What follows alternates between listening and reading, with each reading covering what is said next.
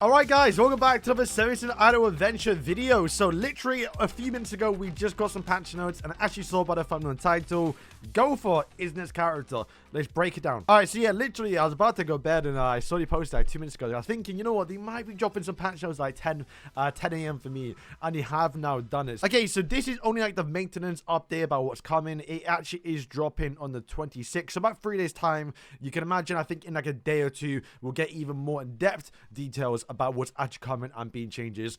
These are just the bullet points of what's essentially coming, right? But I guess the big thing is that yes, the new character going to be adding is the legendary hero Gowther, who with the way and see how it's going to play, definitely going to be a buffer because he's going to have Invasion Arrow, which is going to be a buff skill. Now, whether that does something different in the game or something new we haven't seen, it's very likely, but I do imagine it will probably be some sort of buff skill, whether that be to, what would it be? Maybe attack speed, I can see being a thing, but probably like a good attack speed was actually like really nice. Might just be for the whole team. I hope if they do decide to make him a buff character, they don't restrict him towards, you know, blue team, red team, green team. Just give him increased attack speed for everyone. But if they do that, then the multiply itself will actually be lower. Or maybe he's just gonna be like an actual sin buffer, because I do imagine they're gonna go down the route of using, you know, 4 sins basically, right? But yeah, very surprised they decided to go with Gowther first. I thought it might have been Merlin and then Gowther, just because that was like the release order in Grand Cross. I do expect him to be a red character, because once again, following Grand Cross, because a lot of the characters in Grand Cross also have the same attributes in Series and Idle Adventure. That being said, though, there are characters that are different. But hey, considering that Lost Thing was red, I'm guessing Gowther's gonna be red, and then we're gonna have 2 green characters, that being Merlin next, probably after Gowther, and then definitely Escanor, which is gonna be very, very fun. So they're also adding the global chat system, which is going to be an interesting thing. Most of the chat is probably gonna be filled with spam and, you know, buy gems over here, like, you know, idle.com.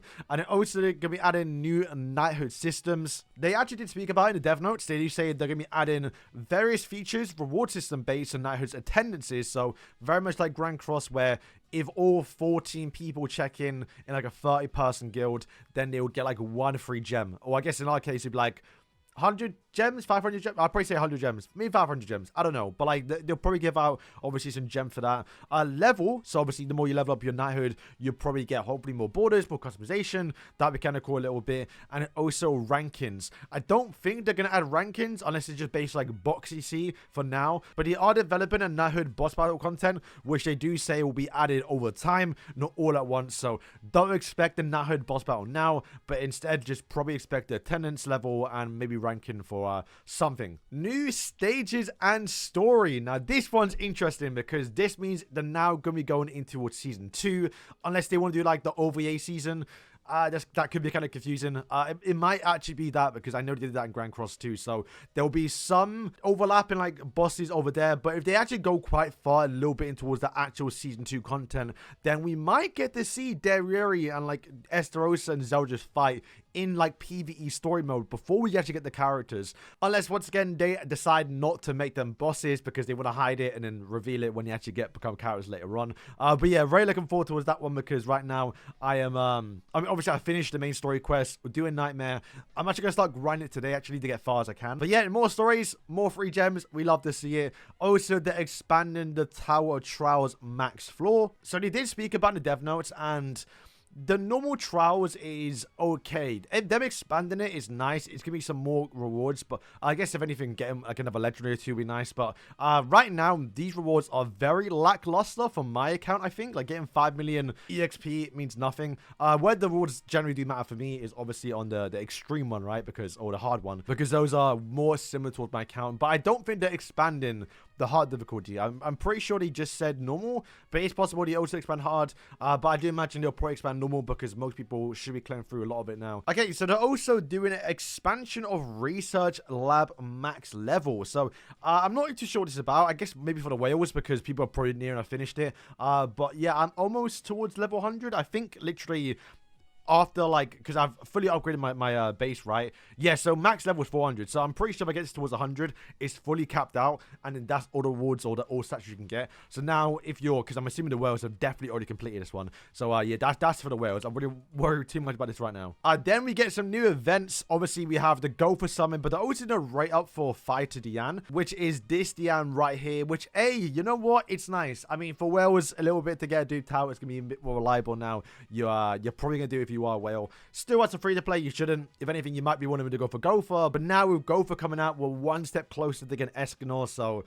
most people are going to say for him, right? I'm not even going to summon for Fighter Diane. I'll naturally get towards higher dupe levels if I do, and then I'll use her. I'm fine with using Wilo and Dogetto. And then the drop in one of the fun game modes too, the Vanya Festival doll making event and missions. This was in the beta. I thought they were going to add it last week, but now they're adding it 1 week later, so which is kind of nice. But yeah, they actually updated it. I mean, once again, you lot wouldn't know because of the beta, but basically you now have bombs in the looks of it. And there's also now a hard mode, and you also get like ranking rewards, which is going to be fun. But I guess the big thing to take away from this event is that you do have daily missions and also like weekly shops you can buy. And it looks like from this one, when you were able to buy some free summons, free pulls, free actual like unique characters, and 1 legendary a week, I think, depending how long it does last, probably like a week or 2, I'd imagine. But yeah, 2 free legendaries there, not too bad, at least 1 guaranteed. And then if you do manage to make the massive hawk, which I didn't do, by the way, because it actually was very, very hard, but maybe now with the fact they added that bomb feature, it might be better. And you can also reroll 5 more times, because I think you can only do it once or twice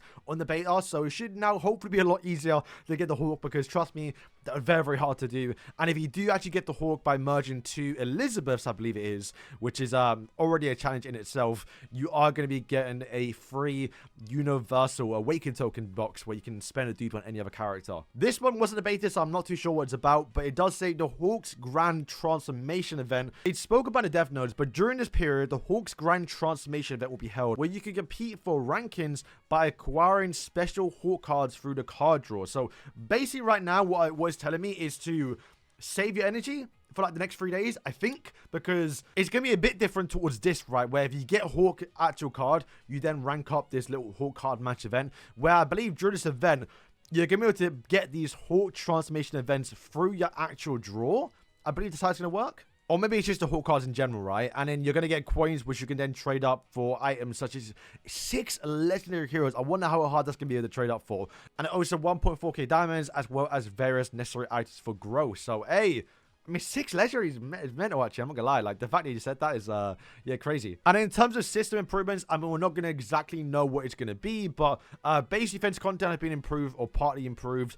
If I had to guess, hope one, you can see the damage numbers on like the actual raid bosses, because sometimes I want to know if my max awaken Hendrix is actually dealing damage. So that's probably one improvement I will make. And then maybe a second would be probably more actual rewards you get by completing it, because people get a bit annoyed that you get like wave 30, wave 20, you're like 5-6 hit points, and you got to keep on doing it and grinding for like a few hours. The portrait system has been improved. If I had to guess, they might start doing new events where you can customize like the border, maybe get like a, you know, Escanor theme one where like it's like a sun glowing, you know, just more ways to give rewards, and maybe add more characters, because right now they only have legendaries. Maybe they start to add more actual you know, unique characters. I'd love to get like Delgy's portrait, for example. See, like that could be a small improvement. And yeah, these were down here are just a bunch of improvements. And of course, ending events are going to be the barn banner, so still go crazy. I mean, we'll see what Gowther does, but I still doubt it's going to be worth over barn. Barn's still going to be the one you want to go towards. Melirator banner, and also the carnival event is now leaving. So guys, that is going to wrap up the video. Like I said, once they do announce what's actually coming, and we maybe get a little bit of Gowther's kit, because I believe right before the patch notes for the global, so in 3 days time they'll do this as well, where you have like all the details of what's coming,